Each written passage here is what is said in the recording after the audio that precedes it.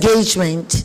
Key stakeholders are the ministries of education, roads, health, sanitation, and water resources have collected and analyzed data from affected communities and will take us through their findings and actions being taken. So far, government has made available for relief efforts 40 million Ghana cedis between VRA and NADMO within the period.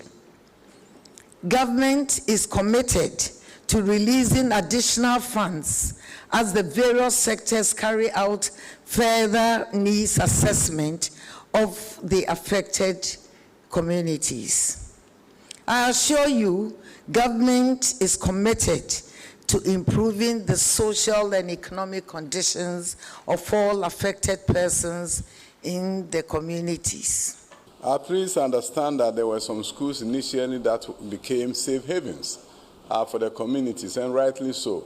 That is what is done anywhere in the world when there's a disaster. So within a short period of time, we'll be able to, in a number of cases, provide alternative arrangement for the students who have education. There are places where students are returned to school. Specifically, 42,526 learners and 1,561 teachers in 121 schools were affected by the spillage. Now, what we have taken a look at is that now that the water is receding, we've looked at facilities. We're looking at opportunity for rehabilitation, and where we need to build a new school, we have an opportunity to do so.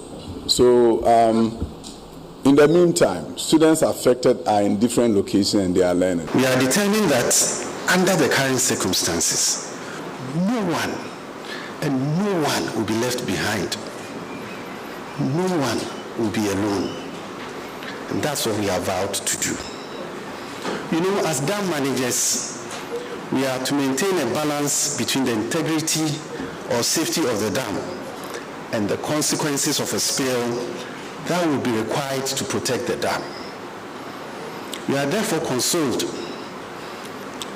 that despite this difficult experience, no lives were lost. In a disaster situation, we normally start with mitigation through preparation, the response efforts, then the recovery effort. The recovery effort is a bit prolonged because the main objective of the recovery effort is to try and bring back to as near as possible to the state in which the communities or the affected areas are before the incident happened.